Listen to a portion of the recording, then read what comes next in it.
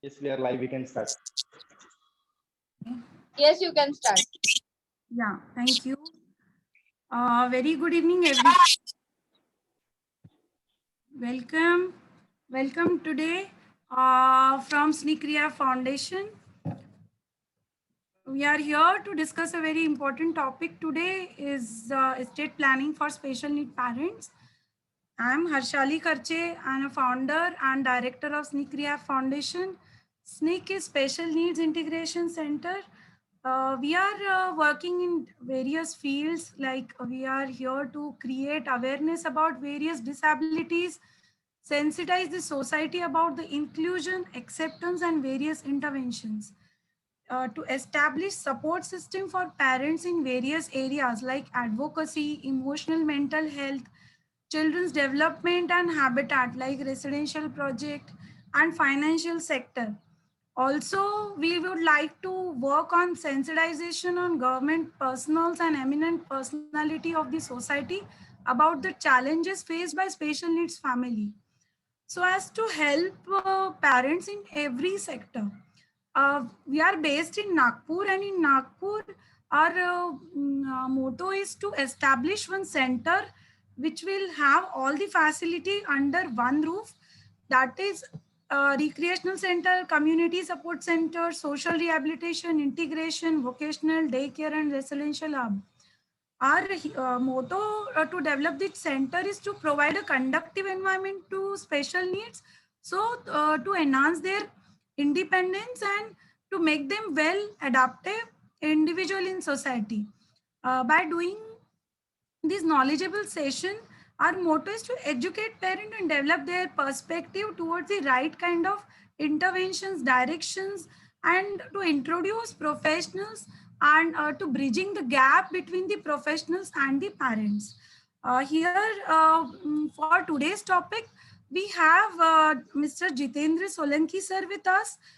He is the founder of Plan Special Needs, SCBI Registered Investment Advisor, CFP, CTCAP, founder and director at Special Needs Estate Planner Private Limited. He will guide us on estate planning. Welcome, sir. Over to you. You can start. Thank you. Thank you. Yes. Uh,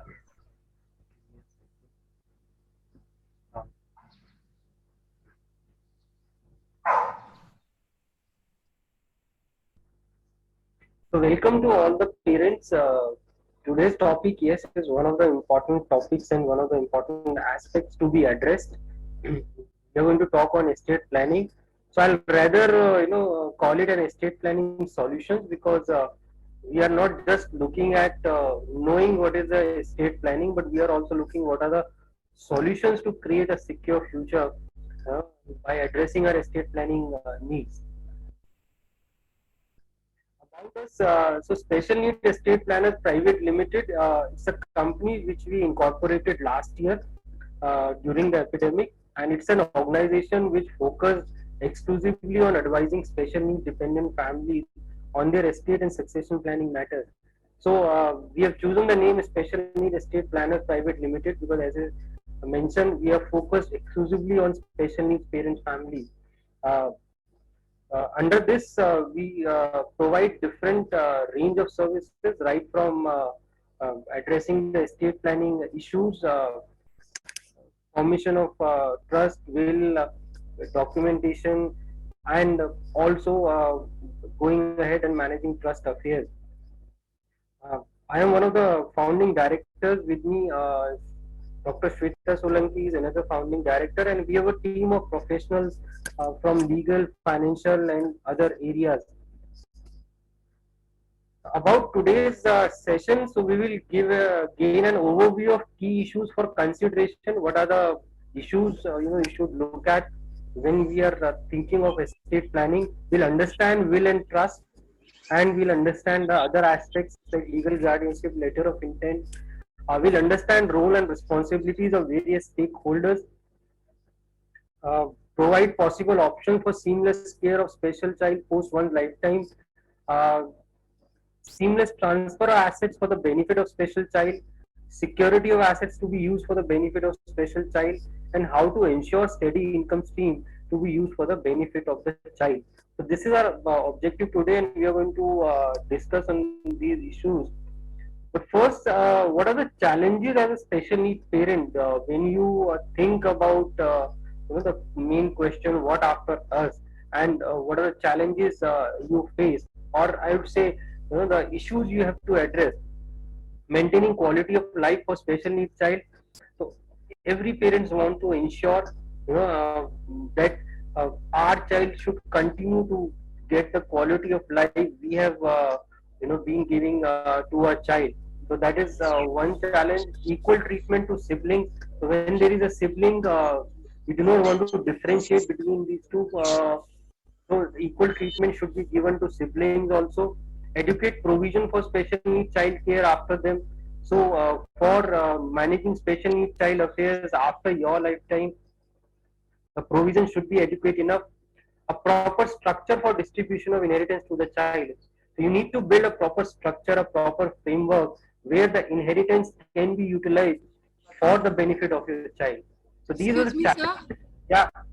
Sir, your voice is slightly breaking. I mean, if you can, that mouthpiece. Huh.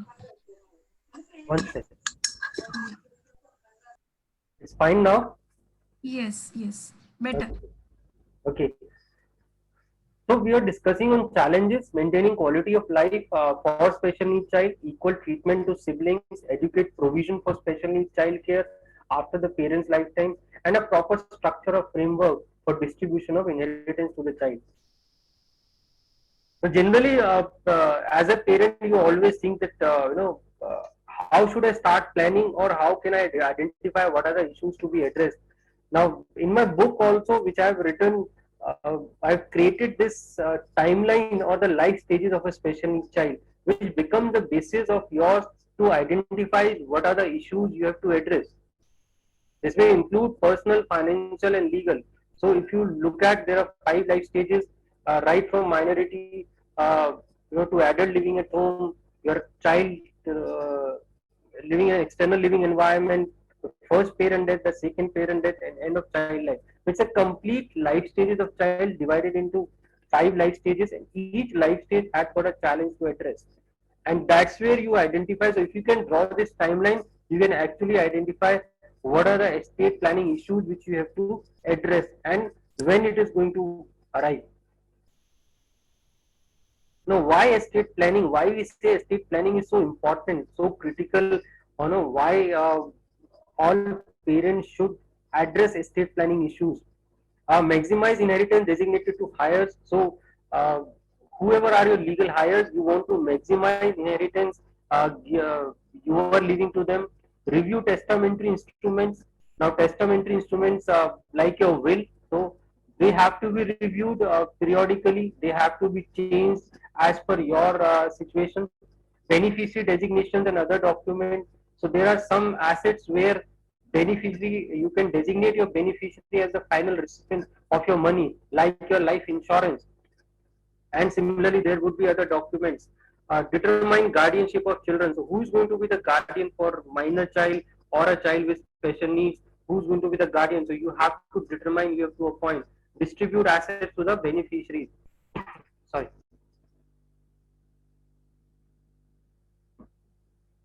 So how you should distribute assets to the beneficiaries? How it should be distributed? And manage estate assets. So now if you have multiple properties, multiple assets, how you should manage it or how it should be managed. One second.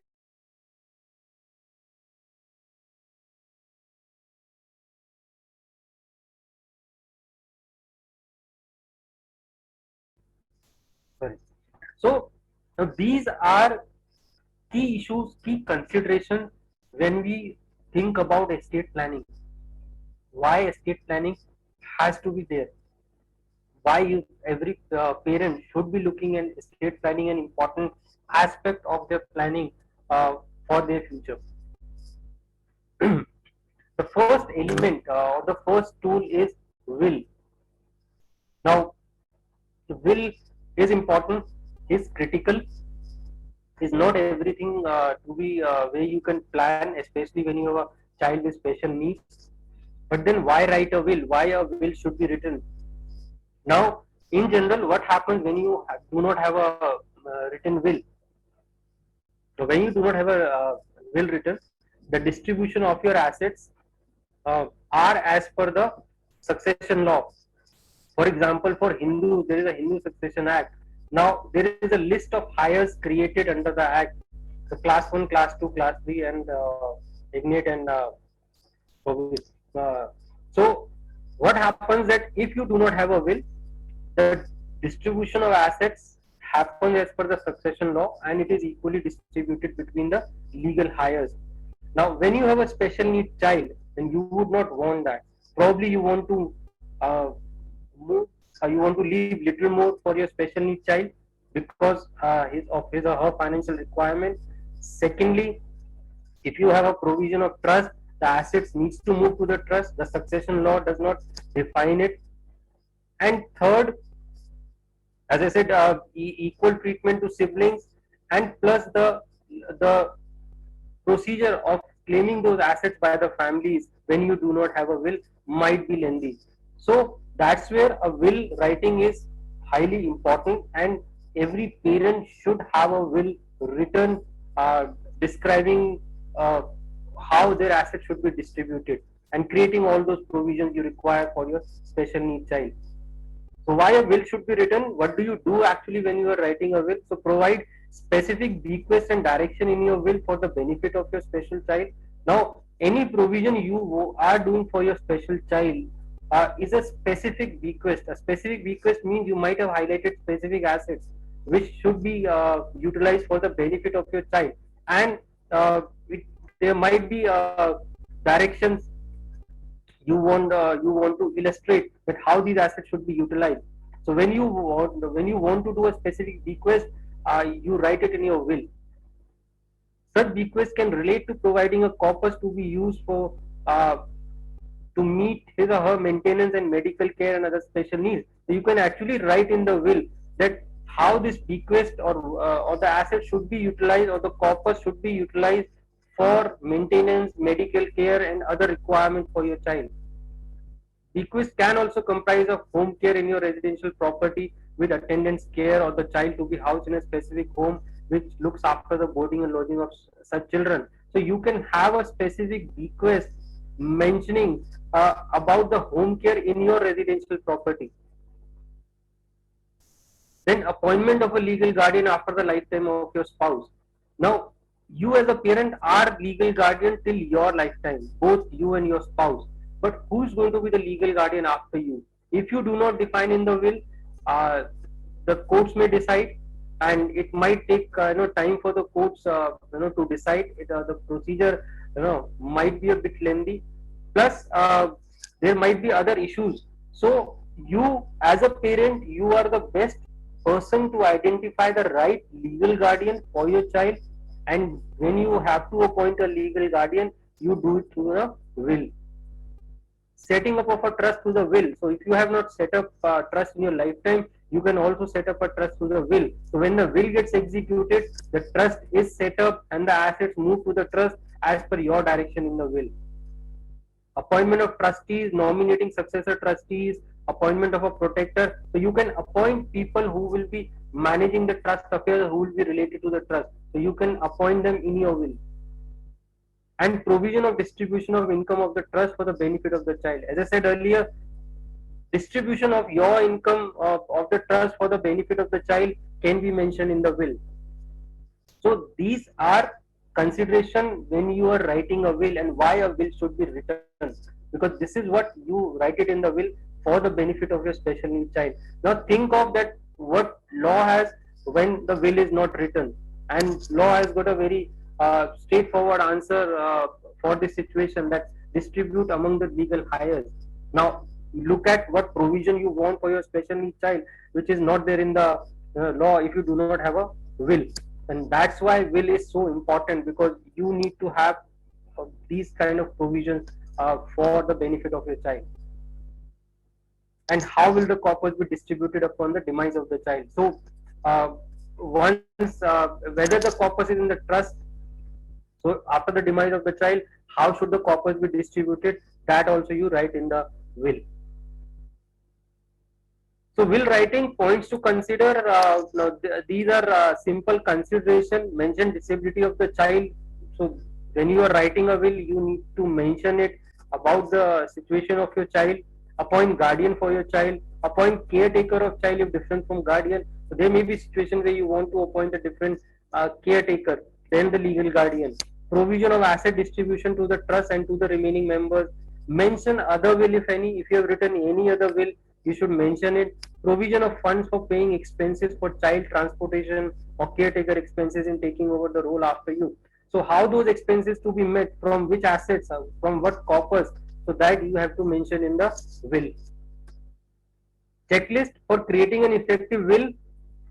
Now a simple checklist, that your will should be effective enough to prepare a list of all your assets and property after taking into account all your debts, liabilities and expenses, to get a clear picture of how you wish to distribute the asset. So you might have been running liabilities, you might have multiple assets, multiple properties. So you prepare your own balance sheet and then you decide how you want to distribute the estate to your loved ones. Make your intentions clear in the will. Will should be written in simple language. Your intention should be very clear. Do not keep any ambiguous clause. Avoid making errors. So when if you are writing your will, especially in your handwriting, avoid making too much errors in that. If you wish to disinherit any family members, state the reason clearly why you want to do so.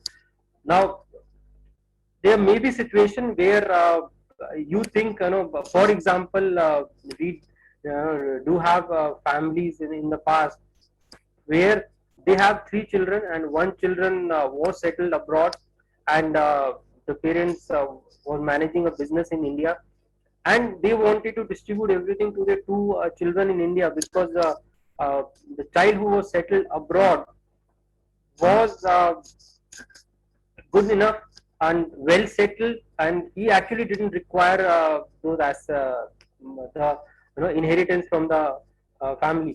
So they did this inherited in the will, but they also state the reason why so, and they have gone to an extent where they have taken an NOC from the child also. So whenever you wish to disinherit any family member, state the reason clearly why you want to do so. So making your intentions very clear in the will. If you leave more for the special needs child, clearly state the reason why you are doing so.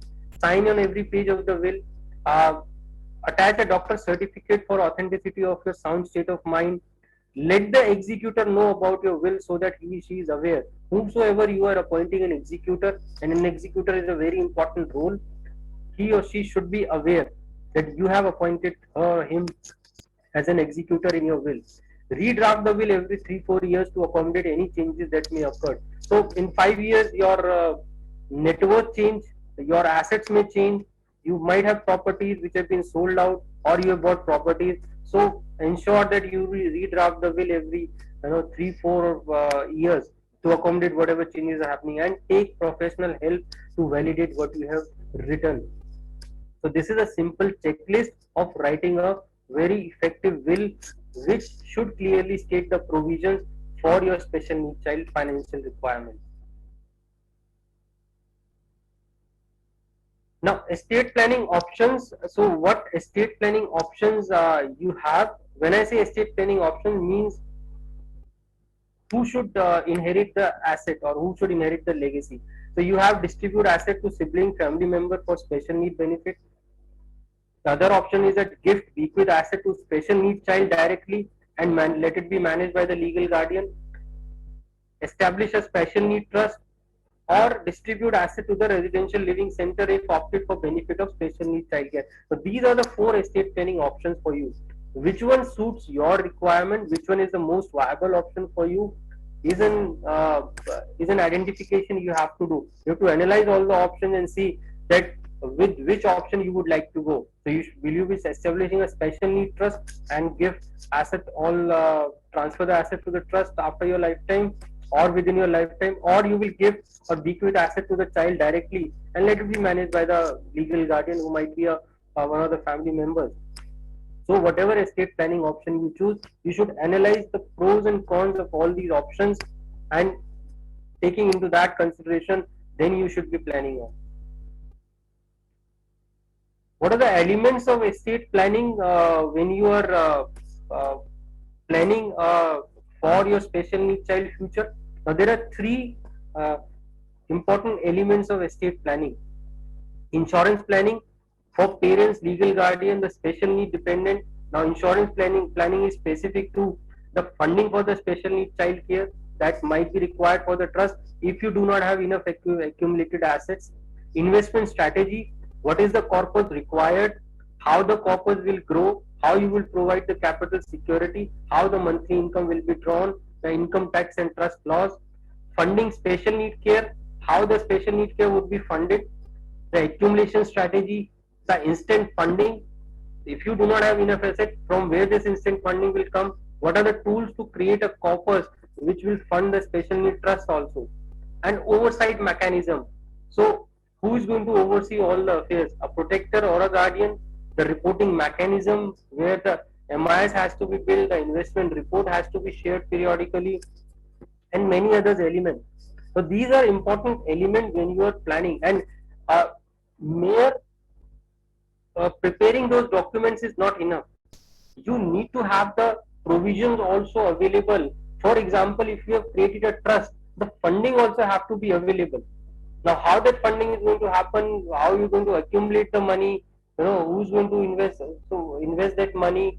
For example, if you are not forming a trust, you are giving it to, bequeathing to the child, which will be managed by the legal guardian, then the growth of that corpus, the capital security, how the monthly income will be drawn. So all these have to be taken into consideration. Now the legal guardianship, generally there are four types of legal guardianship. One is the National Trust Act 1999. The National Trust is created. So once the child turns 18, sorry. Now once the child turns 18, till 18 years of age, the parents are considered to be the natural guardian. Now once the child turns 18, then parents also have to seek the legal guardianship. And the provision is that either you can take it through the court, or the national trust is created. So national trust avoid going through court process to seek the guardianship. So you can apply to the national trust directly, and after an assessment, they issue the legal guardianship certificate. The second is a testamentary guardianship, that is you appoint a guardian through the will, that is especially after your lifetime. Now National Trust Act is within your lifetime, you have to seek the legal guardianship, but who is going to be after you, your spouse lifetime? That is, you have to appoint it through a will. Sorry. In Indian codes, Guard and Ward Act 1890, personal law, this is applicable especially when the ward is in minority, and sometimes to trust setup also, the lifetime of a settler, and it can be a viable option. So these are provisions of for the guardianship, and guardianship is going to be important. As I said, there are different stages where you will go through all these type of guardianship. Within your lifetime, after child turns 18, you will have to seek guardianship. Now, after your lifetime, you will have to write it in the will and mention who is going to take the guardianship after you. Sorry. Legal guardianship, as I was mentioning, child is 18 years. Through National Trust, if there are four types of disabilities: autism, cerebral palsy, mental retardation, multiple disabilities, you can apply to the National Trust. Approach local level committees in your city and submit legal guardianship application. Now the application is completely online. Where there are no local level committees, then you have to approach SDM office and submit the legal guardianship application. For other disabilities, you approach SDM office and submit the legal guardianship application. When the child is minor, then for eventualities, for the death of parents, you have to appoint guardian through the will. So as I said, the testamentary guardianship and the legal guardianship through National Trust both comes into picture, and you will have to go through both these processes. And legal guardian appointed through a will is a legally valid, and the person is appointed as a legal guardian of your ward after your lifetime. Now, but one of the important consideration is that whomsoever you identify, whose going to be that person. So when you are identifying a guardian, somebody who's going to manage your child affairs for the lifetime, you need to again have some consideration. So we prepare this a simple checklist. So when you identify guardian, answer these questions. Do you wish to have a separate guardian for personal and financial affairs? Do you want the same guardian to manage both the personal and financial affairs? Is your identified guardian aware of your child needs? Does the guardian knows about your child requirement? Does your identified guardian know what changes they will have to bring in their life? Because you as a parent are managing your child affairs. Any guardian you appoint will have to make adjustment in their life. Have you considered the identifying guardian as a guardian of the sibling also? So if there is a sibling and for the minority, have you identified the same guardian for both the child? Where will your child live once the guardian takes your role? Now that's an important question to answer. Where will the child live? Is the guardian from a separate city or the child going to shift? How guardian will be paid for the cost they incur while managing the child affairs? Is your identified guardian a family member, friend, relative, or an institution? Though we do not have much of provision there, but it's important to identify that who's going to be that guardian. And lastly, if guardian known to you, then how your child respond to this person. So the adaptability, your child responds to the guardian. Uh, if it is not there, then it's going to take good enough time till the child responds to the guardian you have appointed. So all these questions are important one. And when you are identifying a legal guardian, especially after your lifetime, you should have a look at these questions, try to answer these questions, and see how you can make the guardian more aware about your child requirements if he is not that much aware. Which in large cases, if the guardian is outside the family members, right, then they are generally not aware as much as you are. The second is letter of intent. Now, it's not a legal document, but it's a very, very important document. Uh, the last slide we saw of the legal guardian. Now, the question comes in that, for example, if you have to leave your child to a neighbor for 4 hours, what verbal instruction you will give it to them? Now, extend it to the same neighbor for 48 hours or maybe 3-4 days. Then, what instruction you will give to them? And come to a situation where you will be leaving your child to be managed by someone else for the lifetime. Can you give instructions? Can you give verbal instruction? No. Then letter of intent becomes that resource which provides the information about your child to the next legal guardian or even to the trustees or any support or any person who is going to be involved in managing a child affairs. So in simple terms, this document is meant to provide extensive details about the care of the special needs child. Now what elements it has, the components of letter of intent, what do you actually write in a letter of intent? About family, about members, about their history, your vision, the living of your child, daily routine, his habits, clothes and foods, your vision for lifestyle, so your vision, residential, current residence, your chosen option, what is not going to work for the child. Similarly on healthcare, the medication, the therapies, hospital visits, what did not work, social activities, sports, dance, vacations, extracurricular activities, education, special schools, special classes, vocational courses, religious, your child place of interest, likes, dislikes, and final arrangement. So if you look at this letter of intent document, it covers the complete life of your child, and somebody who reads this letter of intent would actually be more aware about your child affairs. And so the legal guardian, it becomes a very important resource for the legal guardian or the trustees who will manage the child affairs.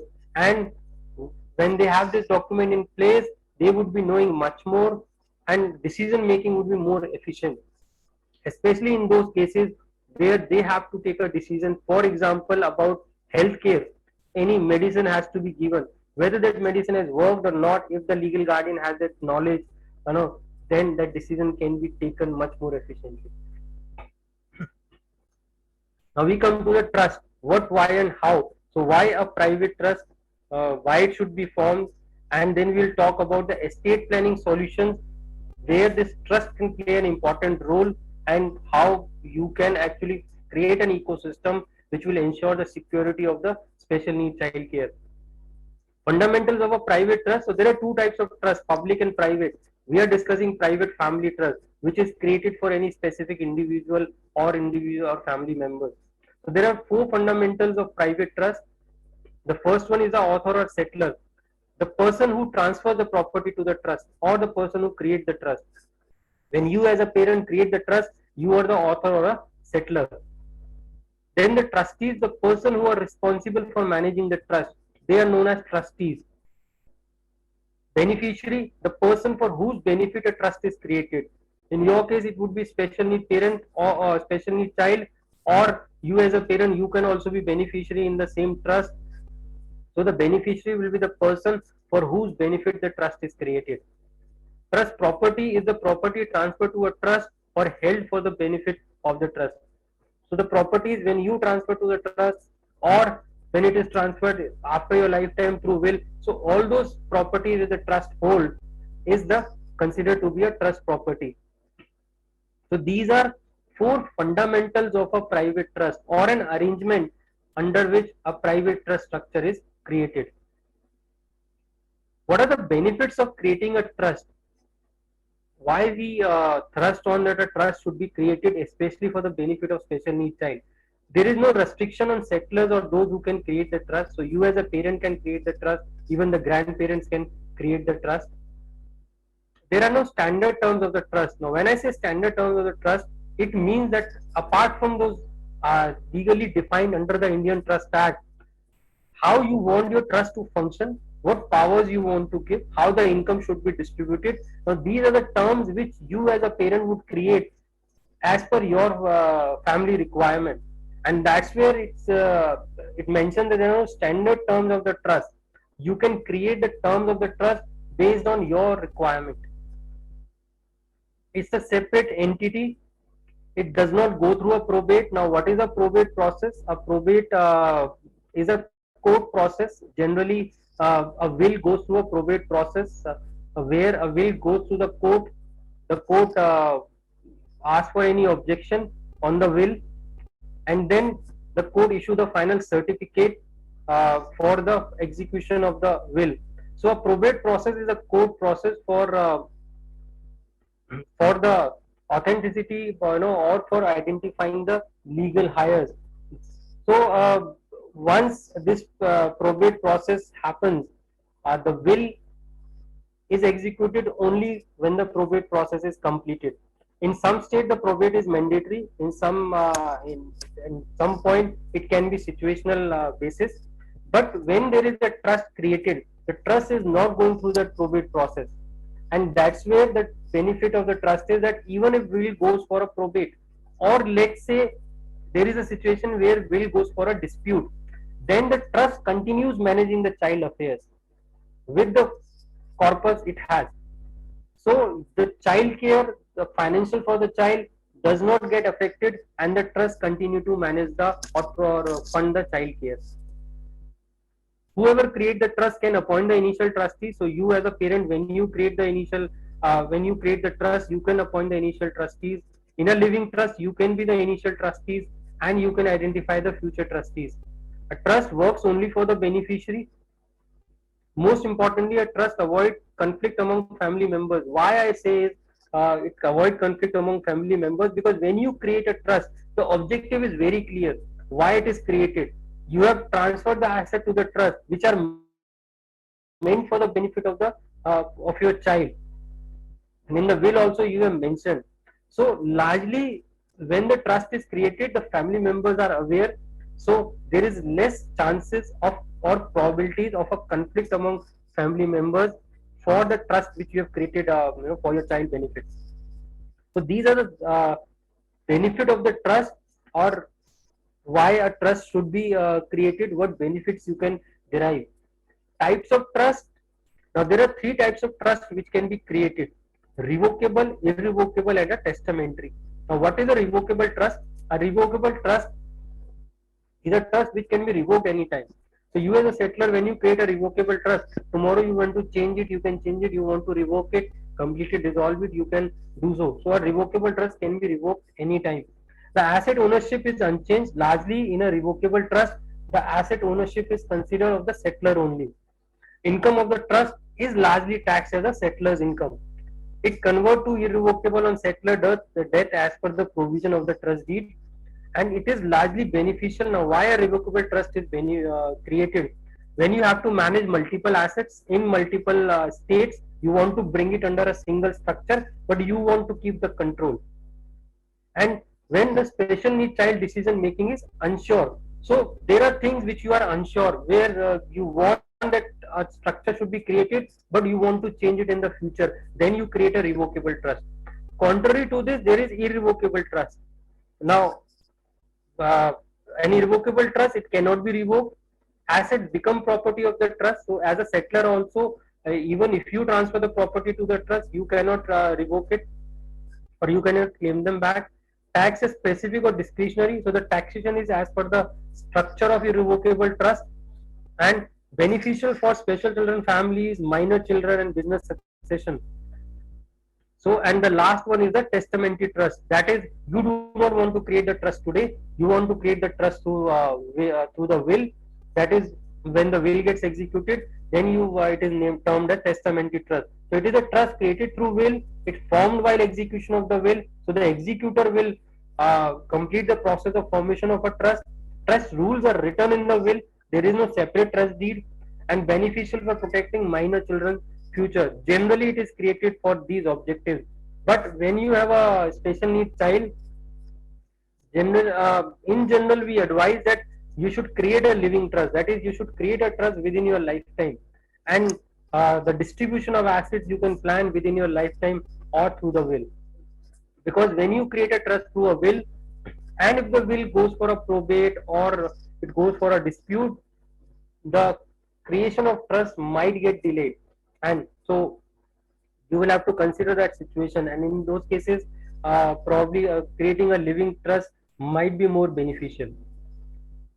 And now, who can be a trustee depends on the specific issues in the situation estate, but largely a trustee can be anyone: a trusted family member, friend, a corporate fiduciary. There are banks who provide trusteeship services. There are trust company like ours who provide trusteeship services, or a combination of individual and a corporate fiduciary. So you can have an individual also plus a corporate fiduciary serving. They both serving as a trustees together. So there is no legal foundation as such that who can be a trustee. The only legal foundation you might face from the perspective of the trustee residence situation. So whether it's a resident Indian or NRI, so there you can face some foundation, but otherwise, as far as resident Indian concerned, the trustee can be anybody. Now, what is the role of a trustee? What does trustee do? Now, trustee is supposed to make profitable decisions for the entity under its authorization. So, a trustee is supposed to make a decision only for the entity for which he is managing the affairs. Now, it's a legal relationship between the trustee and the settler. The settlers appointed trustees to manage the trust affairs. So, trustee is supposed to make profitable decisions for the entity or for the trust under its authorization. It is a legal relationship between the trustee and the party. So when I say legal relationship, once any family member, friends, or even corporate accept the role of a trustee, then they are bound to follow the the trustee rules, and that's where they can be held legal liable for any wrongdoings. And usually the trustee is not to make any profit for himself using the resources of the trust. So the resources of the trust are for the beneficiaries, and the trustees are not to make any profit for themselves. So as in the first sentence, they are supposed to make profitable decision only for the entity under its authorization. So they are supposed to work for the beneficiary objective.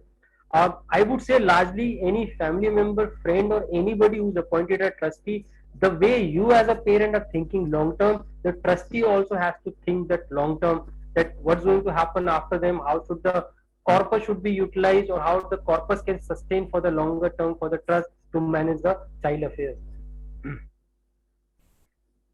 Now, because it's a legal responsibility, and it's a bigger role. So when you are identifying a trustee, especially from the individual, whether a family member, friend, there are certain qualities you have to look at. So what are those? Know how to, the trustee know how to manage fund investment, account, taxation matters. We are not saying that trustee is supposed to know everything, but a trustee is supposed to know that who are the right professionals who can manage these. So he should know how to manage, these affairs. He should know how to manage relationships. He should be sensitive to special needs child, keeping good relationship with other professionals. He is one of the trustees. He will have to make decisions along with other trustees. So keeping good relationship is one of the qualities you look at. Avoid conflict, no profiting from the trust for his own benefit. Beneficiary care top priority. So when you have a special needs child, care for which the trust is created, the trustee, as I said earlier, has to think long term. It's a beneficiary care. So how the corpus going to sustain longer, how the income should be distributed. So all these a trustee should be able to decide on. He should be thinking long term. Individual versus corporate. Though I have given a difference, individual maybe in experience will have to understand the role first. So when, especially when you are appointing a family member, friend, relative, they might have to understand the role first. What actually is involved in this role, and then they would be able to take the responsibility. For corporates, they might be experienced in managing trust. They would understand fully the role of a trustee, and that's where we said that a combination of individual and a corporate can be a good viable option for managing the trust affairs. Preferred trustees are largely family, friends, relatives, but when you are preferring them, assess how much they know about the trustee role, and then you identify the right trustee for your trust. Role of a professional trustee, especially the corporates who are appointed as a professional trustee, what their role? So professional trustee role is to check that the interests of the beneficiaries are considered, the assets of the trust are protected for those beneficiaries, and the trust is running correctly. So they are supposed to manage the trust affairs. Professional trustee usually charge fees on the basis of holding the position of trustees. They will charge fees, but they will manage the trust affairs. They will ensure that the interest of the beneficiaries is top priority and the trust is running correctly. So they will manage the day-to-day affairs. Plus, they also would be thinking from the long-term perspective. What are the advantages of a professional trustee? Would generally be well acquainted with the trustee duties. So whenever you are appointing a professional trustee who already is functioning as a trustee in different trusts, they would be knowing, they would be well acquainted that what are the trustee duties. So managing those day-to-day affairs, meetings, conducting meetings, decision making, so they would be well aware how the record keeping has to be done, how the finances have to be managed. By a professional trustee assisting in all trustees meeting their obligation, the chances of successful alleviation of sham trust are decreased. So basically, when you have a professional trustee, somebody knowing the trust affairs, knowing the role of a trustee, well acquainted with trustee duties, the chances of sham trust are reduced. Now it depends on the structure how we create. Who are appointed as a trustee. A combination of individual and professional trustee can be a good option. And trustee are personally liable to all the benefits of a trust. So they are in an arrangement. They need to manage the affairs, and they need to manage the affairs for the benefit of the beneficiary. Now coming to the taxation, how is private trust taxed? I won't go deep into it, but largely the income of a trust is assessable upon the trustee in their representative capacities. Now, trust does not have an income tax of its own. So the income tax is largely dependent on the beneficiary, or it is taxed at the maximum marginal rate. That is the maximum the maximum rate of a income tax of an individual. Specific trust. Now the trust income is taxed based on the structure. Specific trusts are those trusts where the income is clearly defined. So suppose you have two beneficiaries and you have defined in the trust deed that 60% income should go to one individual, 40% should go to other, then it's a specific trust because income is defined. In that case, the income of the trust is taxed at the rate applicable to each of the beneficiaries and is recovered from representative assessee, which is a trustee. So the trustee filed the income tax as in the capacity of a representative assessing, and the income tax rate of the beneficiary would apply because it is considered to be the beneficiary income. If it's a discretionary trust, that is, if the income distribution is decided by the trustees, it's not defined in the trust deed, then largely the income is going to be taxed at the maximum marginal rate. Though there are certain benefits given under income tax for this structure also, but largely this is how the income tax of the private trust especially is taxed. So taxation of private specific trust, maximum marginal rate. Trust has if trust has business income, then also the maximum marginal rate would apply. If the trust does not have a business income, the tax rate is applicable to each beneficiary and at rates of an association of person, because in the income tax a trust is treated as an AOP. So there are benefits given that if it is a trust is only declared by will, it is exclusively for the benefit of any dependent relative, or is the only trust declared by the settlor, then it can be the income tax of that trust can be the rate of association of person, which is largely the rates of individual income tax rates. So that was on private trust, how to form a trust, how you should go about forming a trust.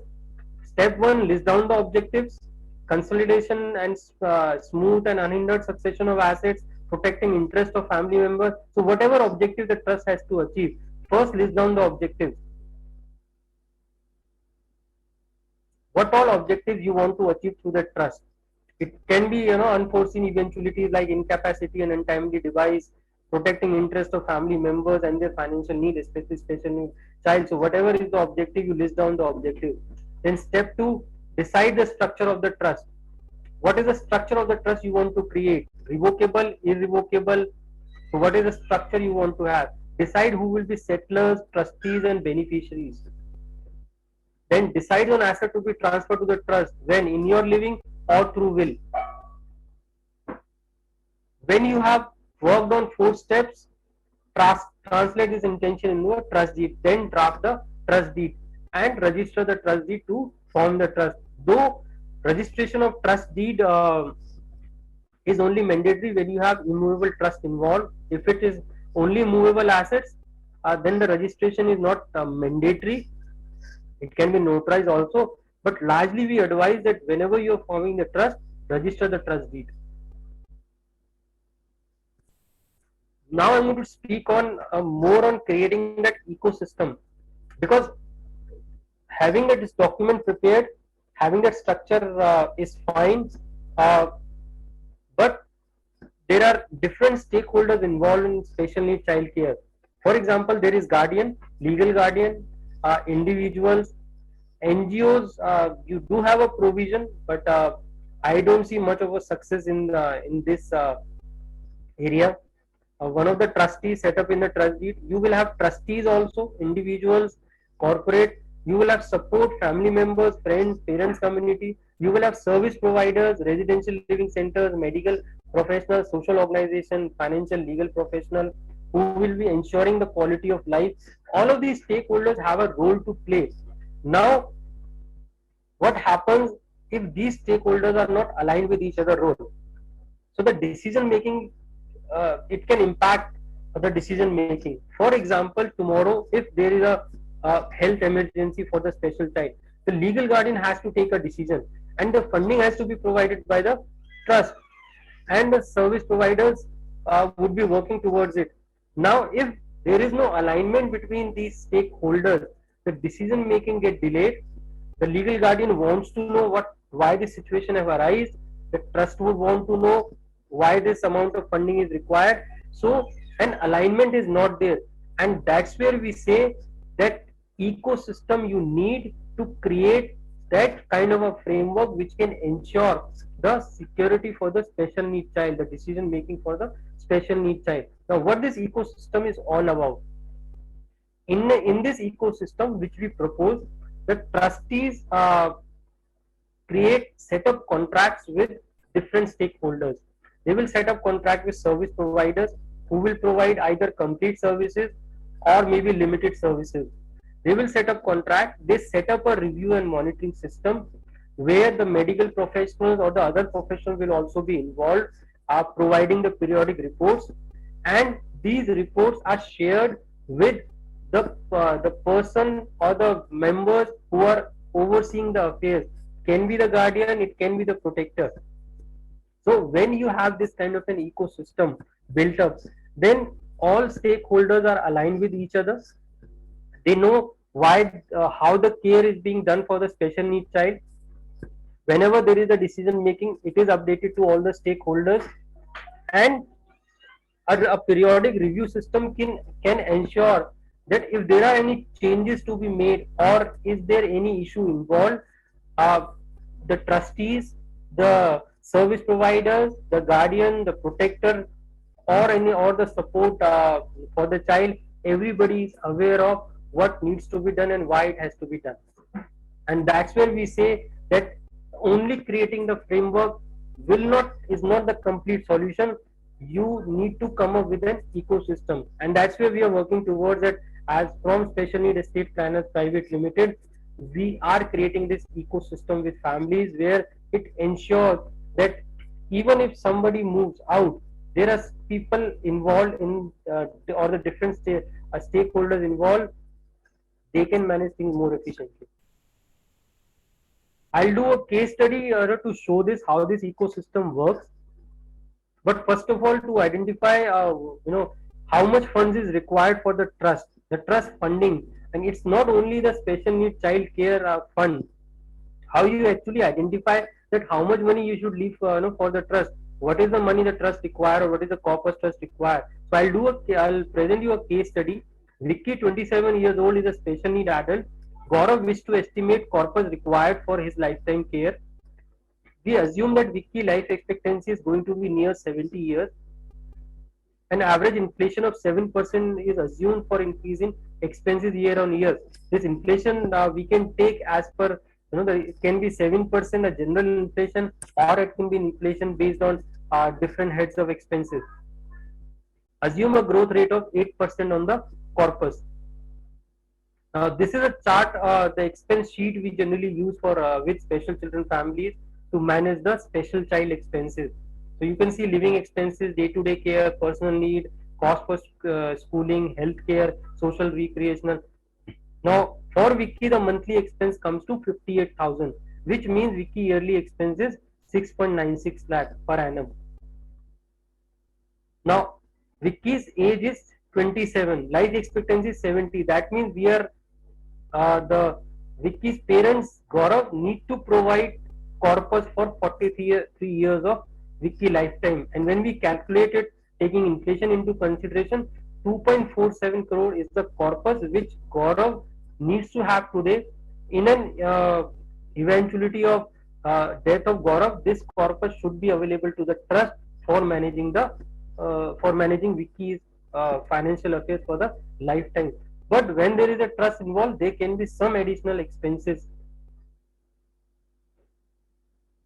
So let's assume Vicky's expenses is 6.96 lakh. There is a trust administration 50,000 yearly, income tax 20,000 yearly, other expenses 20,000. So there is an yearly cost of 90,000 for trust management. The total yearly expenses to be planned now is 7.86 lakh. And so now the corpus required to fund the trust is 2.79 crore. So this corpus is the money with which the trust has to be funded in an eventuality of the death of Vicky's parent. And that's where, when you have identification of this corpus, then you actually plan from where this corpus can come in. If you do not have enough accumulated assets which can provide this corpus, you may buy out a life insurance which can fund the trust corpus. Now, coming to ecosystem for Vicky, one identification is the corpus. Second is what is the ecosystem which Gaurav should create? Gaurav has a younger brother whom he has appointed as a legal guardian in his will. Now Gaurav wishes to form the trust to safeguard the asset he is securing for Vicky. Vicky may reside in a residential center post Gaurav's lifetime. So this is a ecosystem. So Vicky Family Trust is created by Gaurav. Gaurav and spouse are the initial trustees. They appoint future successor trustees. They set up terms and conditions of the trust. And Gaurav has appointed his brother as a guardian who will manage the Vicky's care post Gaurav lifetime. There are professional trustees who are appointed. The funding of the trust, Gaurav has decided the way we have looked in the case study. Where it will come from, it also has been worked out by Gaurav. Investment, life insurance, and gifting some of the assets. It will be within lifetime. Some assets will come within lifetime, and some through the will. Now there are professional trustees appointed who will manage day-to-day affairs. They will set up contract with the service providers. Now the trust, the contract is set up with the service providers for receiving special need care services. Now, through this contract, there is a periodic review system is created, and this information is shared with the guardian, with brother, who will be aware of what's happening with the Gaurav lifetime care. On the financials, the trust will share their information on the managed asset. Plus, there is a report coming from the this periodic review which is set up with the service providers. So there is an ecosystem, there is a mechanism which is created where the stakeholders, be it trust, be it residential center, be it legal guardian, they are well aware of on a periodic basis how the care is being done, and at certain point of time, if certain decision has to be taken, they are well aware of why this is the decision has to be taken. In another case study, I'll present Varun, 42 years old, is a special need adult. Varun father Ravi, 75 years old, and wish to plan for Varun care. Varun mother died 10 years ago. An immediate family member available is younger brother who is an NRI. The brother's son is also NRI, but Ravi wished to involve him to oversee Varun care. Ravi wished to have Varun stay in their existing residential home. So what structure Ravi will create? So Ravi will create a Varun family trust. He himself is a settler and a guardian now. Appoint future guardian caregiver. Set up terms of the trust. Appoint initial and future trustees. His brother's son is appointed as a protector in the trust. Now, whoever is the professional trustees are appointed. They manage the day-to-day affairs. Now they set up contract with the service providers, medical professional, other professional, and they set up a periodic monitoring process with all the stakeholders. Funding of the trust is already decided. This report of periodic review report is shared with Ravi brother, who is as a protector, who is overseeing the affairs. So in a way, and protector can discuss with trustees on financial, but is also involved in is always involved in important decision making. So with this ecosystem which is created, a system is developed where a periodic review is happening, plus the information is shared with stakeholders, and there is more transparency. Plus, as I said, the decision making becomes more efficient when stakeholders know how the care is being done, and how the decision making is done by the different stakeholders. Every stakeholder know more about each other stakeholders' role. So I'll skip this. As a company, Estate Planners Private Limited, so we provide estate planning solutions. SNEP ecosystem I just spoke about. That is the ecosystem we are working towards with, and we are helping families to create this ecosystem and be part of this ecosystem as a professional trustee. Will and trust, we help in documentation, formation. We have trusteeship services, but exclusively for special need trust, and we also have trust advisory services where we offer trust administration and advisory to the trustees. That's all about estate planning, and I'm happy to answer any questions parents have. Yes, that's That's a great information, sir. We have some questions in chat box. I request Dr. Ashok Shah to unmute and ask your questions. I think he has 3, 4 questions he can ask himself.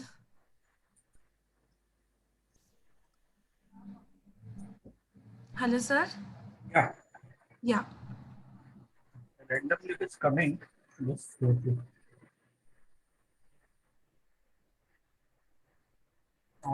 What is the difference between a financial planning and estate planning?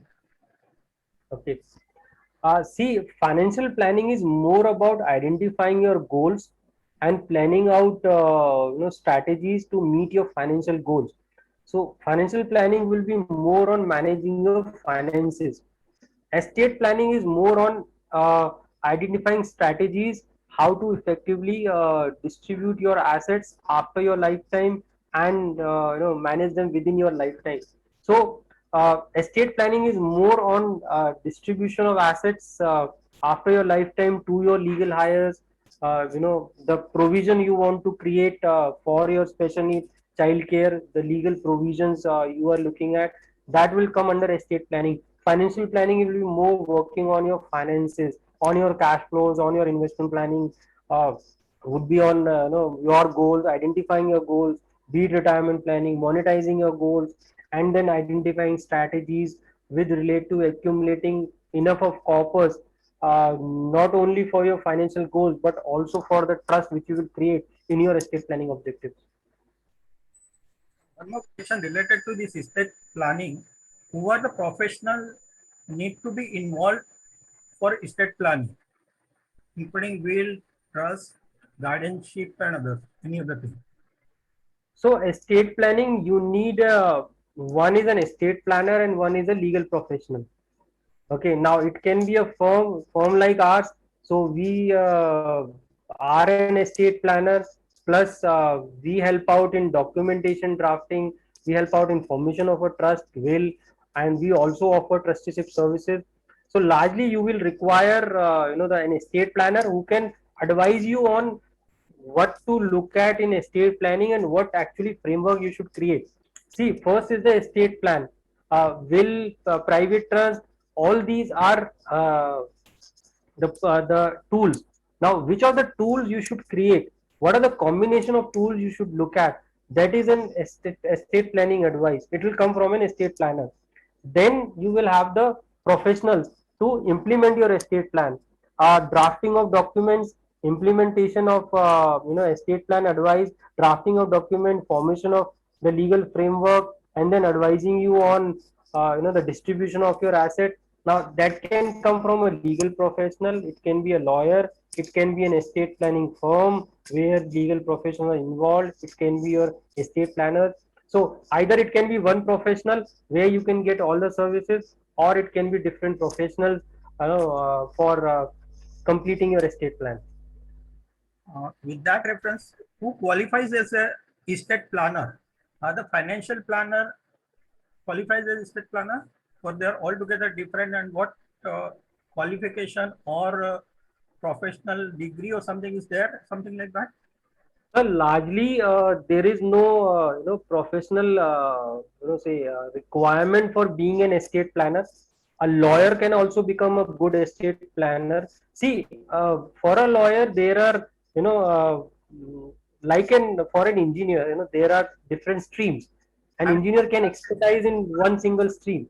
Okay. Similarly, for a lawyer, there can be different streams. A lawyer can expertise only in estate planning, right? He would know the legal provision, he would know about estate planning. So a lawyer can fulfill the objective. Now a lawyer is not a degree for estate planning, okay, but they can expertise in that. Similarly, an estate planner, a financial professional, can become an estate planner with experience, with some professional qualification, which is not mandatory, but they can go for a professional qualification like we have done. And plus that amount of experience they have. So there is no such professional, I would say, requirement to be an estate planner. But yes, when you are identifying an estate planner, the amount of knowledge they have, the information they share with you, it can tell you that, you know, whether you are hiring the right professional or not. One more question on the guardianship. Once you take the guardianship, parents, and one of the parents no more, then through the will he changes the guardianship to somebody else. Do we have to go back to the national trust to make the changes in the national trust there that the guardianship has changed in the for this child? You can just notify, sir. You can just notify to the national trust that this is a through will, this person has been appointed as a legal guardian. You can notify them, they will accept it. And is the funding by the relatives or others in the what is called as a trust, revocable trust? Is it rather funding, I'll say gifting? Does it that amount becomes a tax free for the trust gift? See, a trust is largely treated as an AOP, Association of Persons, and gifting by blood relatives will not come under income tax provision for a private trust. Okay, so if it is from blood relatives which are notified by the income tax, the list of blood relatives, if the gifting coming from the blood relatives, then the taxation, the gift tax impact, the trust won't have that impact. Okay, of gift tax if it is coming only from the blood relatives. You mean the relative of a beneficiary? Of the beneficiary, because see the trust don't have a separate provision, right? In under the income tax also, whatever income, whatever assets is, are there for the income for the trust, they are for the benefit of the beneficiary. So the relatives of the beneficiary, if it is coming from the blood relatives of them, then the gift tax impact won't have, the trust won't have any taxation impact of the gift tax. With reference to this trust, does the trust, I'm sorry, I'm extending or something like that. Yeah. Does the revocable trust also requires a PAN number? Yes, you will have to open a bank account, so you will need a PAN number. Revocable trust. Revocable trust also. See, a separate bank account would be created. But you said the revocable trust, so the taxation becomes the one who forms the trust. Taxation from the taxation point of view, what income tax rate will apply, that is a different thing. But you will file it as under the name of the trust. But the tax has to be paid by the settler in revocable trust.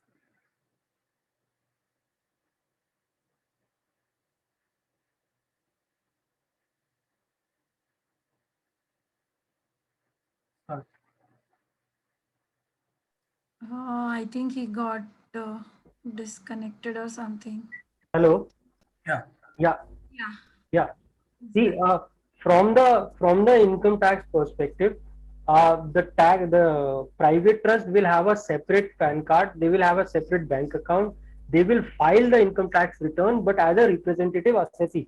Okay, as a representative, the income tax rate beneficiary might apply. Okay, but then the income tax will be filed from the trust. So the PAN card and for that PAN card would be required. And does the trust require GST also? GST. No, GST is required for doing your providing any kind of services or doing any kind of business. Trust is does not require GST. It is not doing any business. Okay. Thank you, sir.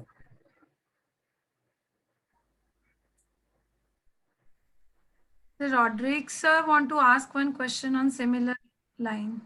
Yeah. Yes, sir. Something on the similar lines what Dr. Ashok was just inquiring. Yeah. Is like sometimes like you open a trust for a child with certain implications in mind, and sometimes there are corporates who have CSR initiatives. Okay. Yes. Now, when these corporates deposit through their CSR initiatives, what are the repercussions to those corporates as well as for the trust? See, it's a private family trust. Okay. Private family trust is like your private money, right? Now, as I said, anything coming from a blood relatives, it is there is no taxation impact, gift tax impact, but it's not a charitable cause. So under CSR, a corporate won't be able to fund a private trust. They might provide money to a public trust, because public trust is for charitable cause. Private trust is not for a charitable cause. So whatever fund they provide to a private trust won't be available for them under CSR activity. Okay, so basically, what kind of trust needs to be formed? For example, like and further on, if we look at coming up with some things like jointly for the kids, kind of a thing, like some activities to do together, and wherein funding from CSR comes as an initiative. So rather than a family trust, what would you suggest? A charitable trust would do. A charitable trust registered under registered under income tax as a charitable trust. Then you get an exemption from income tax on the amount of money you are receiving as donations. It might be coming from CSR activity. So basically, if a family trust can be converted later on to a charitable trust? No. No. They both are Okay. different kind of trust. They both are different kind of trust. Okay, fine. Okay, that's all. Thanks, Mr. Jitendra. Brian, in the charitable trust, the beneficiary are multiple or not known. In the family trust, the beneficiaries are your own kids. That is the difference. Yes. And in charitable trust, you will not have any hold later on. Yes. And will you just tell me the step after forming a trust? Probably we need to register under a charity commissioner. No, not the family trust. Not the family trust. Okay, and how do we apply then for a PAN card? And PAN card you apply under income tax. Yes, sir. The way you apply it for your individual PAN card, the similar way you apply for your trust, private family trust. If it is not registered, who will take the cognizance of it? No, see, for PAN card you don't need to register it under an income tax now as a charitable trust. That is not a requirement for a PAN card. Just PAN card is an identification, for your income tax, assessment. okay. So you need your trust, see, the income tax registration of the trust is of the public trust for getting an exemption on the donation that public trust will receive. So whatever donation it will receive, public trust, because it is registered under income tax, the income tax implication won't be there. Those are exempted. A private family trust cannot register under income tax as a charitable trust. So for PAN card you don't need to register mandatorily with as a charitable trust. The objective is completely different. The moment you have a trust deed, apply for the PAN card. And this family trust, does it always go for audit or it can be regular income tax also? Depends on the income it generates. It goes for audit above a certain income level. I think it's it's around 40 lakh, I guess. 40 or 50 lakhs. See, we are considering whatever income is in the trust has, it is considered as a beneficiary income. Right. Okay, so it will go under income tax, for audit after a certain income level. Till then, it is a regular income tax filing. So can the PPF amount be transferred to the private trust of the beneficiary himself? PPF Yes, of the beneficiary himself. It can be transferred. There are no tax implications? No tax implication. Which are the insurance policies where you can get an annuity, continuous annuity on for the child? I mean, for the benefit of the child or for the benefit of the trust. There is only one annuity product by LIC where the annuity is also paid to the special child after the parents, and that is Jeevan Shanti. Apart from that, there is no other annuity product as far as I know where the benefit is also paid to the special child after the parent. So the first annuity would be come to you, and then it will come to the special child after your lifetime. What about the Jeevan Aadhar and the Jeevan Vishwas? Those have been withdrawn. Those policies have been withdrawn now. Okay. people who have already invested in that, they will still be running or they will be discontinued? No, they still be running, they will be deriving the benefits. Which insurance policy you said for annuity? Jeevan Shanti. Jeevan Shanti. Can this Jeevan Shanti be taken in the name of a child so that he gets the benefit throughout his life? No, no. It cannot. First, you will get the annuity. After your lifetime only, it will come to the special child. No. Any other annuity scheme where the taken in the name of a child and it continues for his life? No. That means Jeevan Shanti will give annuity only after the death of the proposer or during the lifetime of the proposer also? After the death.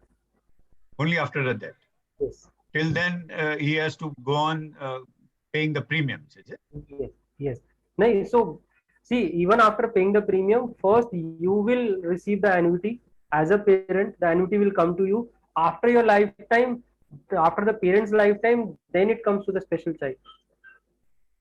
How many years after the premium that we get, the proposer gets the annuity in Jeevan Shanti? There is a different deferment period from 5 years to 20 years. You can have a deferment period. Just elaborate it. What do you mean by deferment period? Deferment period means after paying the premium, after how many years, or basically, after how many years you start receiving the annuity. So it can be 5 years, 10 years, 15 years, and 20 years. So you can continue paying premium for 20 years, and after that you start receiving the annuity. So there is a specific age. It start from 40 years. So after 40 years of age, you can decide your deferment period from when you want an annuity. So it can range from 5 years to 20 years. Till that time you pay the premium. After that you start receiving the annuity. What will be the ideal premium amount for a return of annuity of say about 50,000 rupees a month? Our numbers I would not be knowing, especially in the deferment period, but consider that annuity rates are around 6%. That is the general annuity rates which are hovering around today. And for special child, the annuity rates might be a bit higher than general annuity rates which are available. And the annuity is taxable as your income. Okay, so it will be added to your income, and then you will have to pay income tax as per your income tax slab. But annuity rates are not very high. So that's, and second is it is fixed for the life term. So that's why we say you can't plan everything through annuity, because after a certain time it will shortfall of your requirement, because there is no adjustment for inflation. Right. Okay. Then which other financial investment should help in the SIP. SIPs? That is the only one, or Then make it SWP. okay? So those are the strategies you have to draw, based on when do you want to meet up and how it should be done. So these are investment strategies, plus, whatever investment variable you choose based on your risk tolerance. You look at accumulation strategy, and then your distribution strategy also based on, your requirement. Then you decide. It can be mix of fixed income plus variable, income instruments. And the last question, can I? Sorry, can a private trust own a property on which he can get it can get interest? I mean, the interest income or the rental income? Yes, a private trust can own a property. Can we transfer agricultural land to the trust? Agriculture land to the private trust. Yes.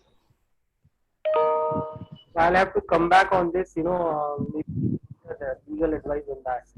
I'll come back on this, whether you can transfer an agricultural land or not. I Okay, have there a is question. one question. Like whatever we have discussed, no, is this applicable even for NRI special needs? I mean, US citizen special needs child whose parents are of Indian origin. Is it? Yes, if you have assets in India and you want the benefit of those assets to be derived by your child staying in US, yes, you can create a private trust in India, which is managed by the trustees in India, and the income, the benefit of that can go to the child. The only thing which will come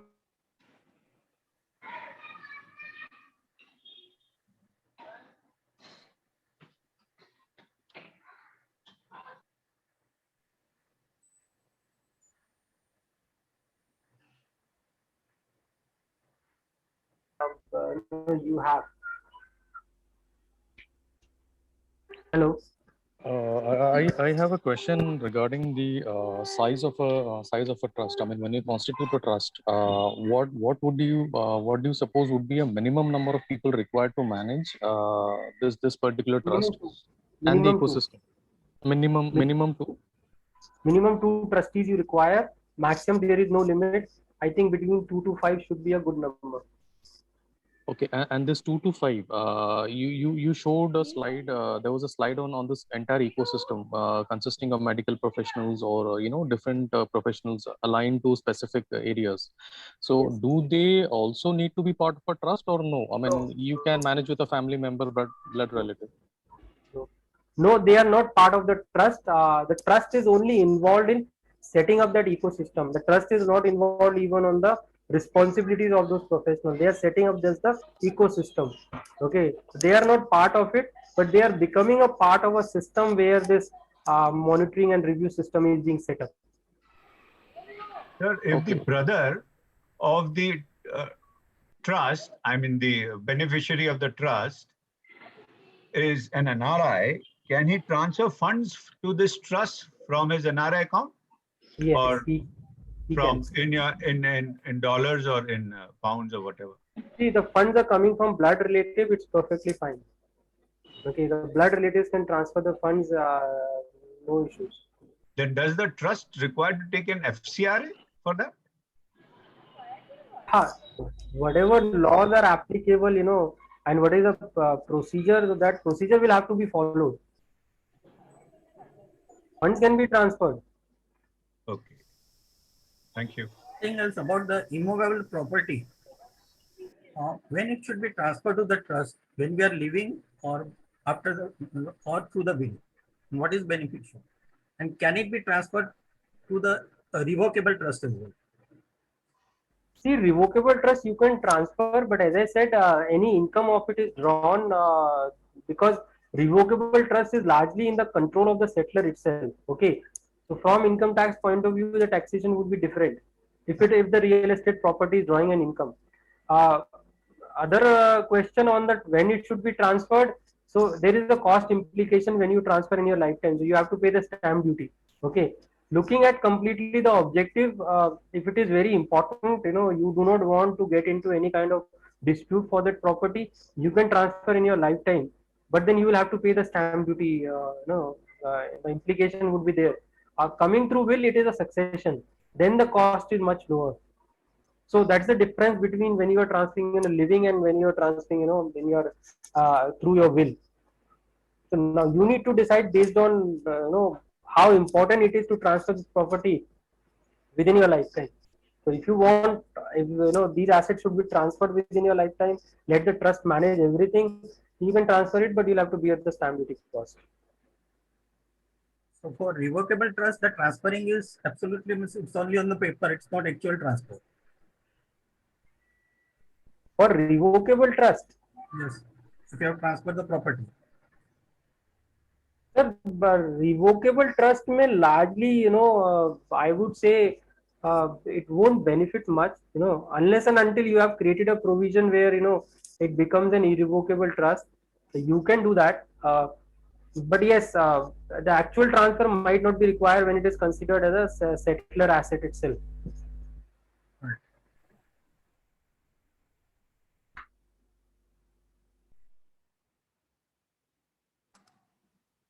Aditya Shah, you can ask your question. Acha, what is the Jitendra sir? Yes, Aditya. Acha, what is the SIP? I think I'll ask Aditya not in this webinar. We are, on a different topic. So probably I'll have a separate discussion with you, explaining you what is an SIP. Yeah, SIP means once you have to go for the bank, then after bank, then we can to do the 20,000, then we can put the check and transfer the, if you cannot transfer anything, then we can, it means systematic investment plan. That is why, yeah. So I have to think when I have to go for the bank and I have to take some check for others, everything. Yeah. So how can you go, no? Should go alone, should travel alone, everything. Yeah, to Mhm. drive a car, everything. Okay, thank you so much.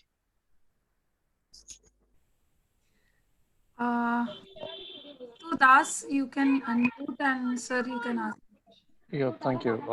So I had a question for a private family trust. As you mentioned earlier, having a revocable trust places more of a control on the finances in the hands of the trustees.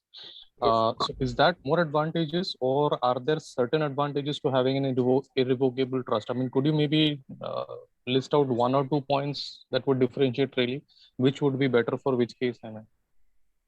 So see, revocable trust is generally beneficial when you are not sure on the provision you have created. When I say sure means you haven't decided much on that. There might be a situation where you might want to change the provision of the trust deed tomorrow. Then a revocable trust is beneficial, because in an amending an irrevocable trust, it's sometimes difficult. So a revocable trust is beneficial in those situations. An irrevocable trust is beneficial in a situation where you are, you are pretty sure you want to create the trust, you want to create the structure today, and let the trust start managing the assets for your child benefit. Then an irrevocable trust should be created. So revocable trust, because it's a revocable trust, you can revoke at any time. When you want to amend the trust deed for any reasons, you want to change it, and your decision making is not, sure, then you create a revocable trust. Thank you, sir. So, as a follow-on question, so a revocable, okay, so basically what I understood was when you're not sure or when you're just starting out, it is better to probably have a revocable trust, maybe get a better understanding of, where you stand and what all provisions you would need to be made or hard-coded. Can a revocable trust then be converted to a irrevocable trust, or is that like I have to register, go for a new trust altogether? No, so if you want to create the convert that revocable trust to an irrevocable trust, generally it happens after your lifetime. But Okay. within your lifetime, you will have to go to a probably the separate trust deed of an irrevocable. Okay. All right, sir. Thank you. Thank you very much. We can take the last question of this session from Mrs. Prabha. You can unmute and ask your question. Hi, sir. I'm Prabha. Actually, my question is, I saw that LIC, that Jeevan Shanti policy. So actually, I am 48 years old and my husband is 54. We are NRI. So can I take for my son? He is 20-year-old, special needs child. Even Shanti policy. We can take it, no? No, I'll have to, I think, come back on that. I'll have to check whether an NRI can take a immediate annuity plan of or deferred annuity plan of Jeevan Shanti or not. I'll have to check on that. Because we don't have any insurance or anything like that for my son's future, or ourselves also not any policies. Okay, I'll have to check on that. Probably I can, you can. I'll leave my email ID so you can email me, and I'll get back to you on this. Thank you very much. Thanks a lot, sir. Thanks a lot. Prabha ma'am, you can post your question in our financial group where sir is there and he can guide you there in group. Okay, that's a wonderful session, Jitendra sir. I mean, I'm sure सब काफी लोगों के answers उनको मिल गए होंगे. And I can see in chat like many have got benefited from this wonderful session.